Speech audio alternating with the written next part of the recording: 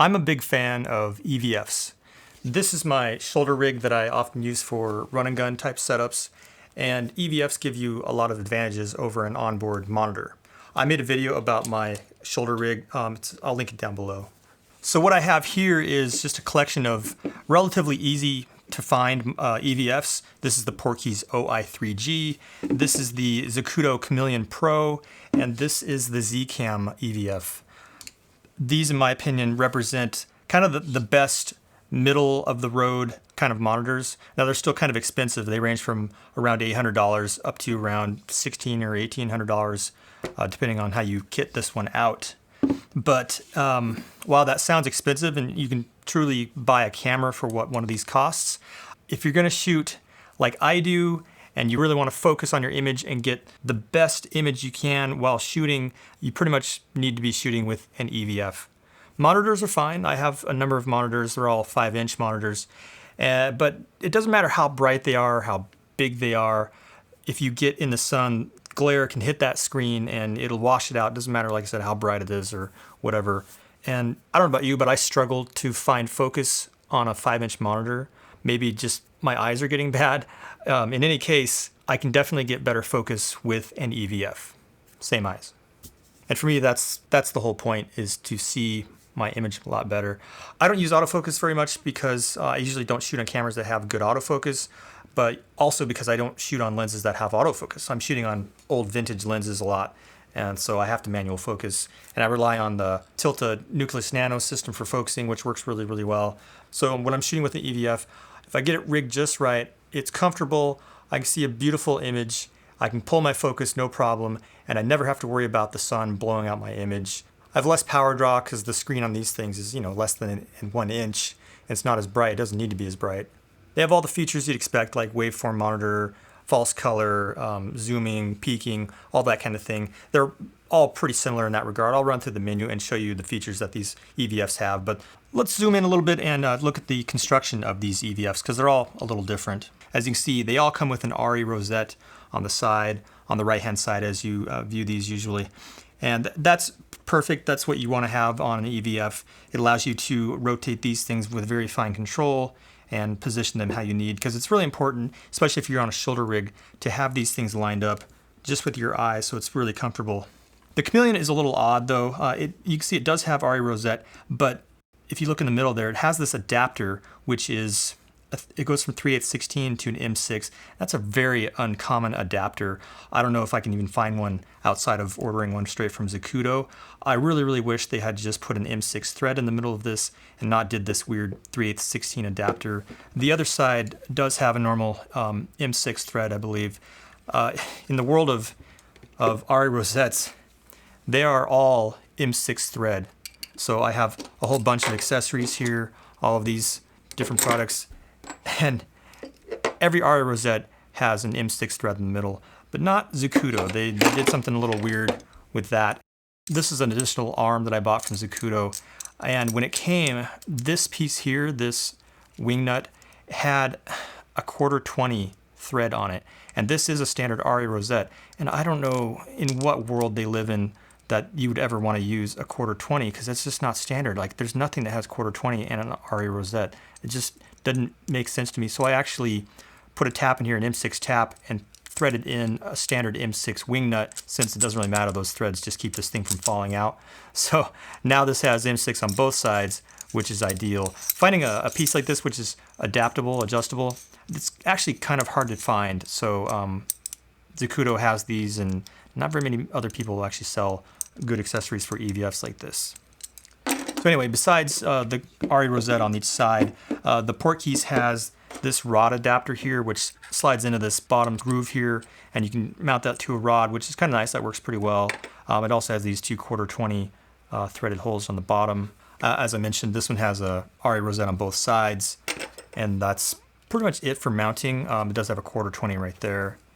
The Z CAM has the RE rosette. It also has a 1/4-20 on this side and one on the bottom in the middle. So you've got some options, but I would just definitely use the RE rosette. That's by far the best method of mounting these things. There's all kinds of accessories out there for EVFs. I use some extension arms like these sometimes.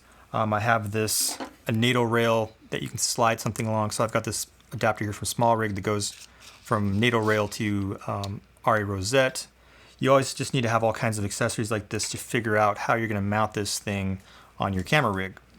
All of these EVFs have very similar connections on them. So they all have HDMI, SDI, but this is the only one, the PortKeys is the only one that has HDMI and SDI pass-through, which is really, really handy. So if you have some other devices on your camera that don't have pass-through, well, you're gonna have to decide, do you wanna use those devices or do you wanna use one of these? These do not have pass-through, which really, really is a bummer. That puts this one way ahead in my opinion. Now you can't cross-convert with this, which is unfortunate. It would be great if you can, go in SDI and come out HDMI, but it doesn't do cross-conversion. It's just a simple pass-through from one to the other. And same with the Z CAM, it just has SDI and then here's the HDMI. It doesn't have pass-through. That's too bad. The Z CAM has everything on the back, so SDI, power, HDMI. This is a USB plug for firmware updates. But it also has these two antenna ports on the top here, which I'll talk about that a little bit later.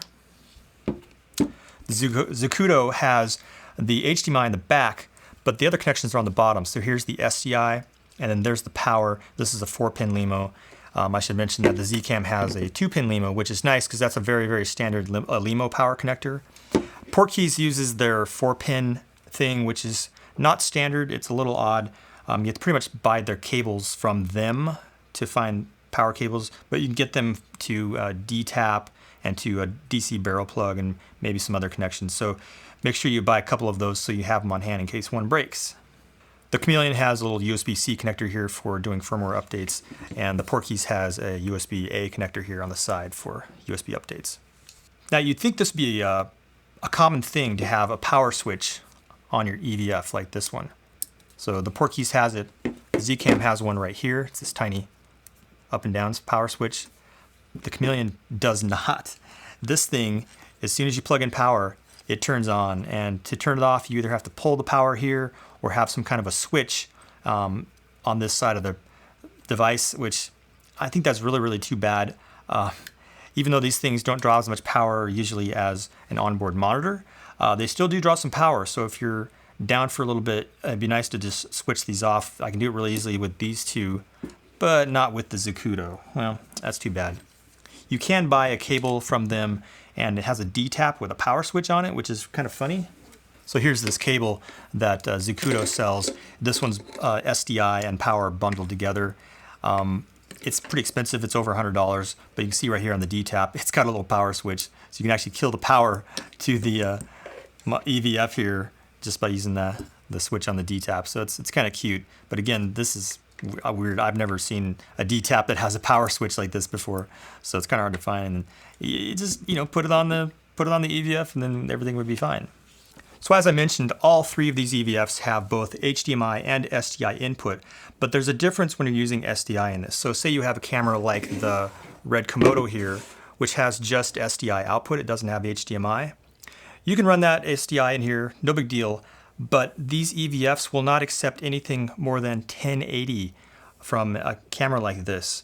They won't do 4K over SDI, which in my opinion is a problem. If you don't have 4K, I mean 1080 is fine because the screen resolution on these things isn't more than 1080 on any of these EVFs.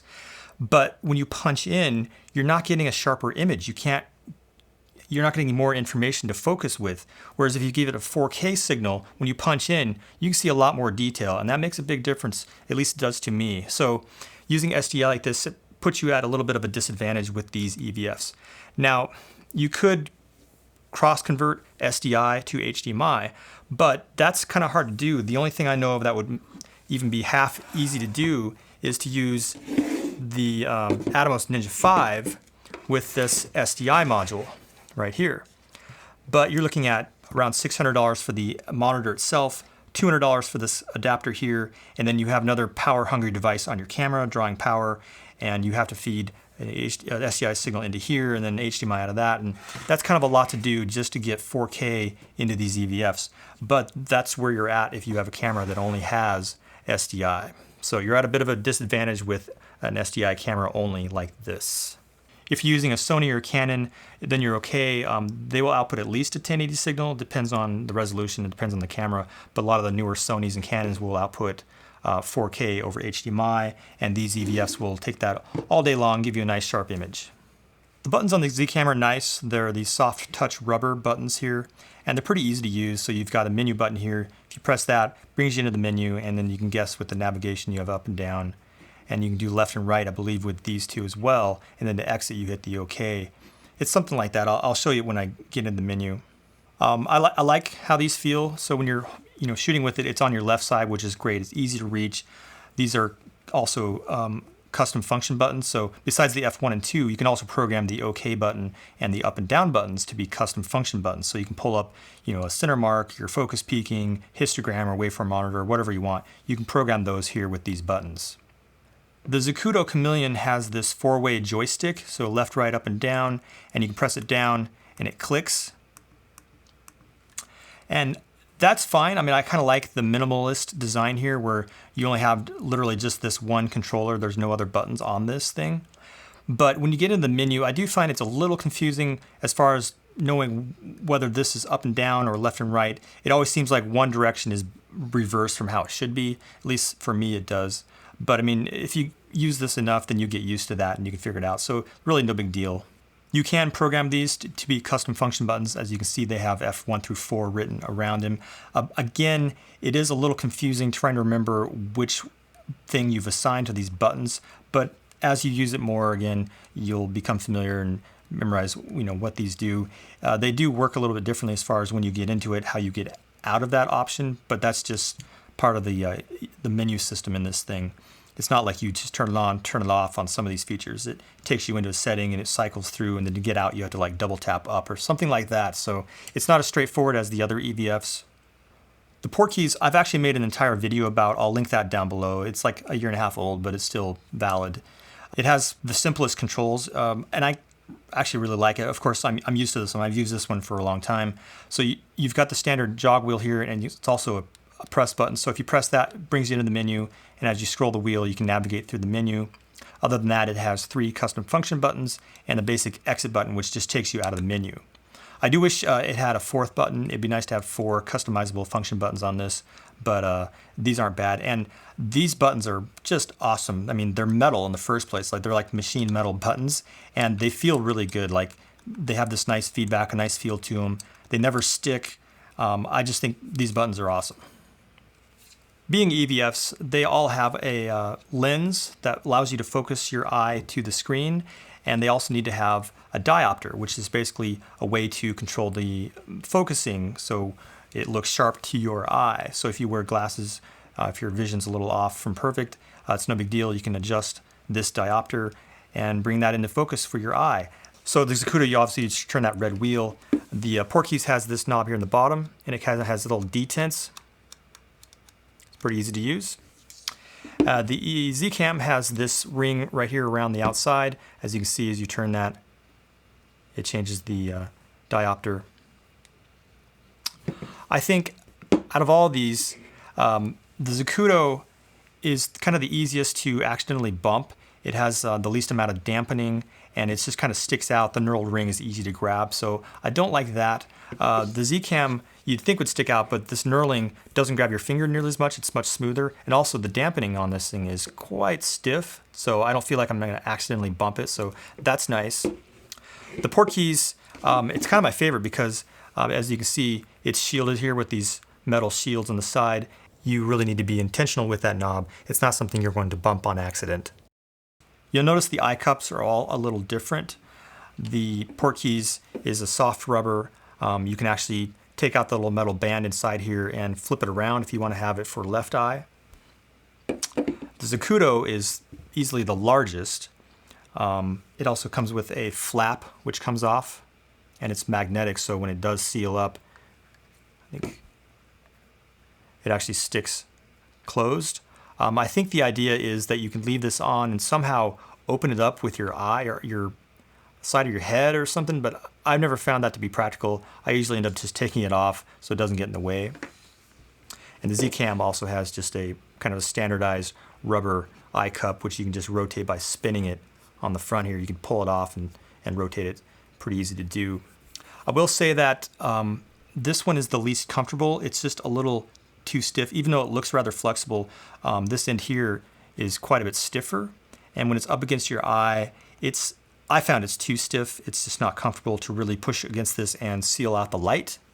Whereas the Zacuto is it's large and it's quite a bit softer, and so that's no big deal. This is comfortable on the eye. And they also sell a chamois that you can attach. It's kind of a cloth chamois that you can put on this, so it's even softer.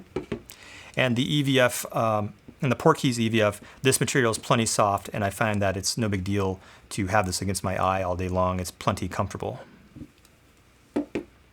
So now we're going to look at the screens of the EVFs, and I just want to show you this photo to show you my setup. I'm using the Laowa probe looking straight into the EVF, and I'm just using my Ninja 5 to send a signal into the EVFs both over HDMI and SDI, since I have the SDI module for my Atomos Ninja 5. Right now we're looking at the port keys, and I am on HDMI. Check my input here. So we can see I have a 4K 30 Hz 16:9 image, and that's basically what the screen looks like. You can see the menu.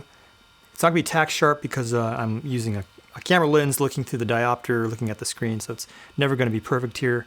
If I do the zooming here, I've got that set in a custom function button. Let's look at that and kind of get an idea for how sharp that is. Let me hit play on this footage here if I can. Although it's one downside to the port keys is there's no way to move around that image. So you're kind of just stuck with the center of the screen. I'll hit play on that again. I'll loop it here. So that's zoomed in.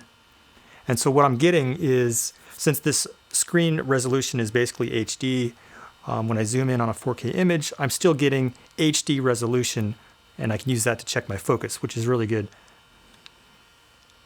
All right, so that's how that looks. Let's pause, and then we'll move over to the SDI input.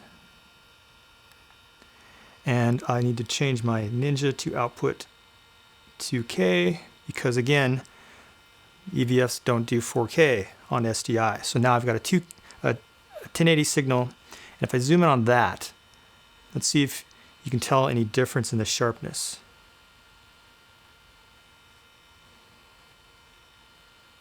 I think with this screen being 1080, it's not too bad. I still prefer to have the 4K. I think that's a little bit sharper, but this isn't bad for checking focus. And then while I'm here, I'll just peruse through the menu to kind of show you what's here. I've gone over this again in my PortKeys review, but you have all kinds of grids and crosshairs and things you can turn on here. Video config is just the standard brightness, color, tint, all that kind of stuff. The backlight's really the important one here, where you can change how bright the screen is. This is more of the menu kind of setup, how transparent the background is. This is nice to see here, waveform versus before or after the LUT. It's good to have. The LUT configuration, you can load LUTs in here and turn those on and off in here. And then function setup for setting your custom function buttons. I like having crosshair, but you can see there's all kinds of settings. Basically everything you can think of in the menu, you can put on the screen. So that's very nice to have. Let's take a look at the waveform. It's in the bottom corner. If you press and hold the custom function button that it's assigned to, you can change whether it's on or off, of course. Blending as far as how dark it is against the background, and the position. So here we go. Top, bottom, left, right, etc., etc. Another downfall to the way this EVF works is you can't have crosshairs turned on the same time as the waveform. You basically can't have more than two functions on at the same time, which is pretty terrible, but you learn to live with it, I guess. I only use that to check my framing anyway, and then I'll usually keep this on just to make sure my exposure is good to the shot.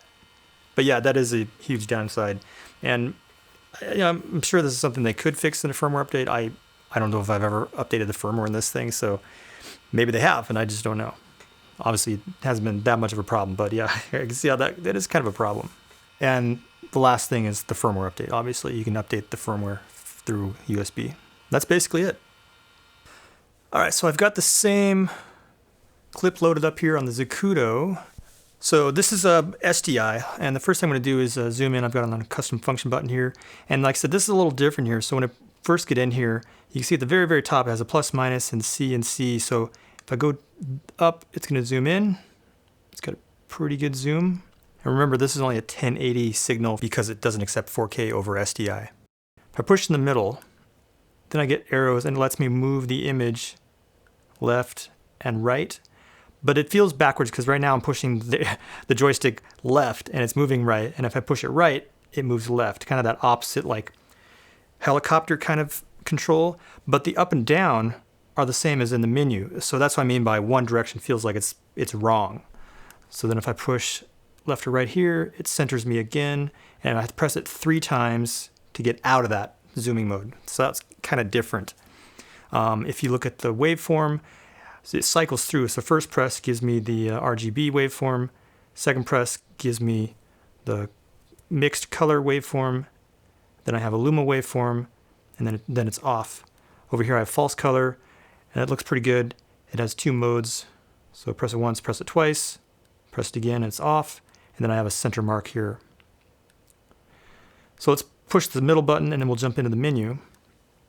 And there's quite a few options in here, maybe a bit more than what's in the port keys. As you can see, there's a lot of different settings. Anamorphic modes, you can freeze the image, which that doesn't exist in the port keys. Here is more controls. Edge enhance, that's like a sharpening. You can change the color of the peaking. You get 2 different zebra settings. So if you turn on zebras on a custom function, you can have zebras at 2 different levels.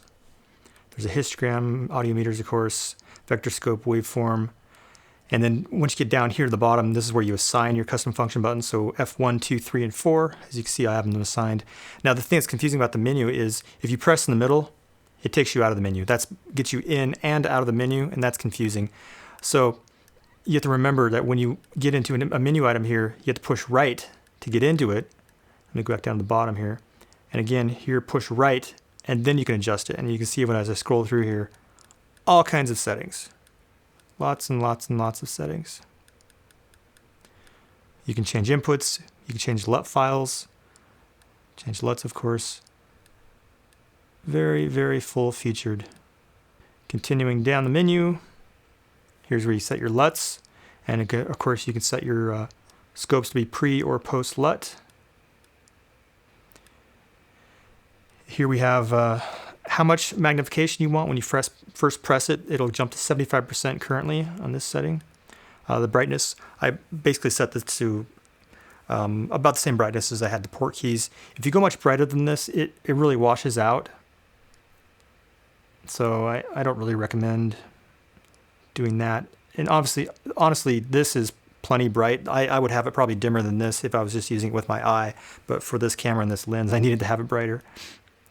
The color temperature of the screen, which is interesting.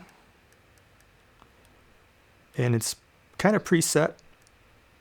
6500, 5500, and then user. So I just left it at the default.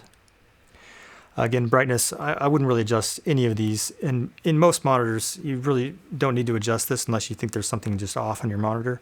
Because these, I don't know, like the brightness, let me show you here. It just starts washing out the image pretty quickly. Like it just falls apart. So I wouldn't set this. And the last thing we have, just standard, menu. How transparent is the menu? Fan was on auto. I forgot to talk about the fans. I don't know if you heard the port keys. It was pretty darn noisy. Right now you're probably hearing my Atomos Ninja 5. That's what the fan noise is, because I've never heard the fan turn on this Zacuto. It obviously has a fan, but it's dead quiet, which is great. Now maybe if you get it in the hot sun and you're pumping 4K image into it, maybe it would turn on, but I don't see this being a problem. Now the port keys is a problem. At least on my unit, it's a very noisy fan, and it'll definitely ruin shots if you're doing like a quiet interview. So maybe that's just my model that has an issue. I know that they were working on a firmware where if you press record, it would share that information over HDMI and then trigger the fan to turn off. I'm not sure if that's something that I can get on a firmware update for mine. I haven't tried. Most of the time I'm shooting with my EVF. It doesn't matter if my fan is noisy or not, just for the types of shooting that I do.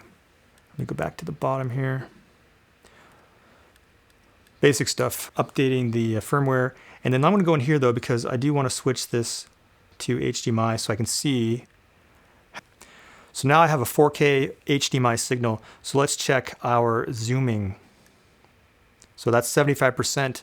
As you can see right away, that's a much bigger zoom than we were able to get on the 1080 signal. You couldn't get this close in. That's maybe even too close. You could actually back it out here a bit and then move it up. Check focus on eyes, you know, whatever you want to check focus on. So let's look at the brick wall, look at her. Oops.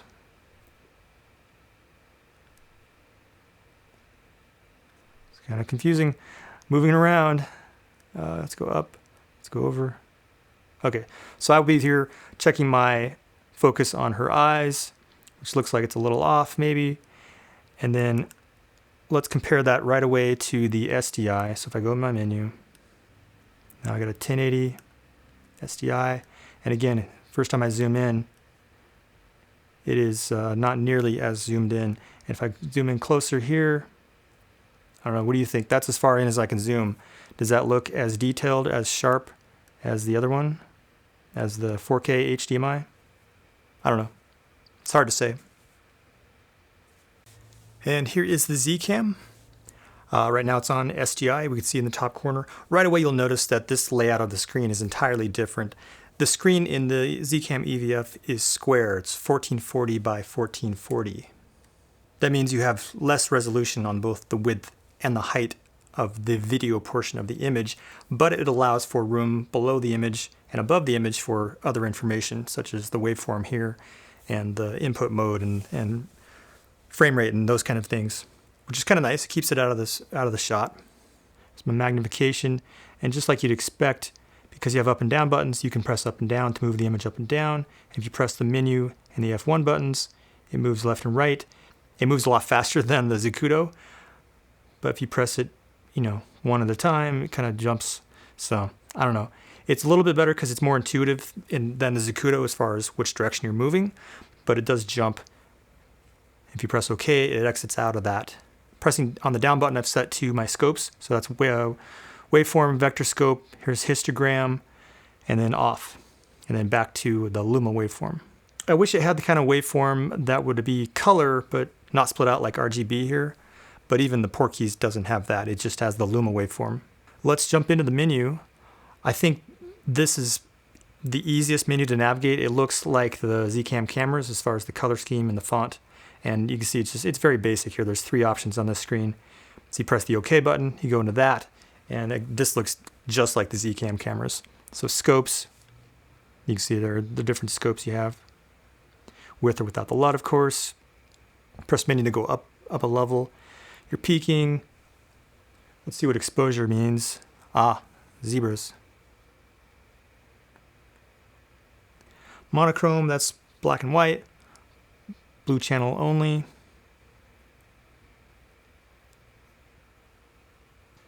So frame line, meaning you can put a scope overlay on top of your menu there just to help you frame your image.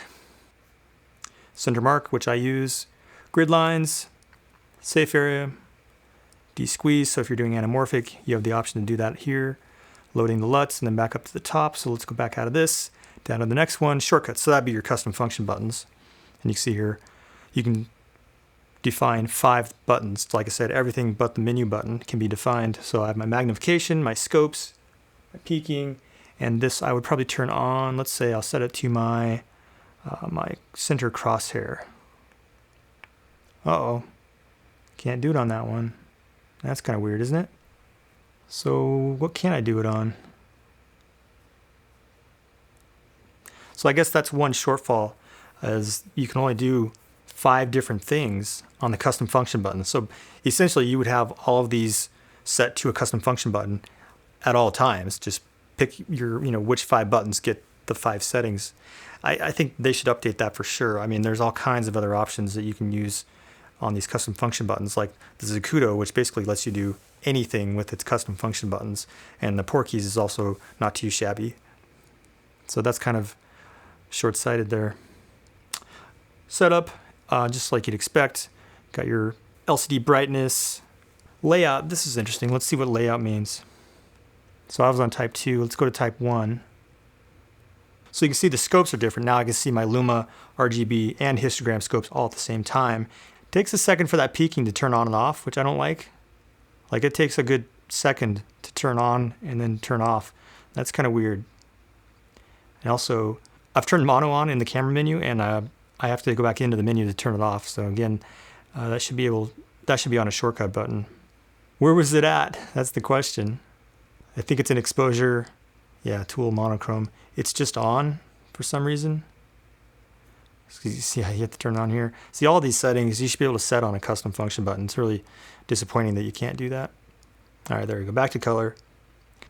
So let's make the same test. So this is the full view. If I zoom in on SDI, again, this is a 1080 signal. Let me move up here. So let's get an idea of how sharp it looks on this one. Okay, like that. And then let's go into the menu and change our input to HDMI. So now it's getting a 4K signal. So let's look at the zooming now. Does it look any better? It doesn't seem like it's letting me zoom in any further than it did before. So I'm not sure if that's sharper or not. And then we'll jump out.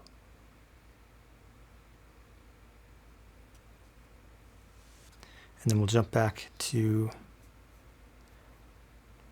SDI. There we go. And again, just back to HD, so I'll zoom in. And what do you think? Does it look any sharper or less sharp here on SDI at 1080 than it did at HDMI input of 4K? Really, since it's scaling it the same amount, it's not zooming in any further on the 4K signal. And the resolution, again, is only 1440 wide and, not very much in height. You're only going to get so sharp of an image. I found when I was shooting with Komodo, so it's just SDI at 1080, I wasn't quite confident on my focus. I just couldn't really tell if it was tack sharp or not. There we go. That's the Z CAM. So what I've done here is just compiled these clips so that I've got the 4K HDMI and the 2K SDI signals from all three EVFs. I can compare them side by side. This is a little tedious, and there's a lot of variability here because I am looking, like I said, through a Laowa probe lens, which may not be very sharp wide open, through the diopter, the lens on the EVF, and then at the little screens, which are all, under 1 inch.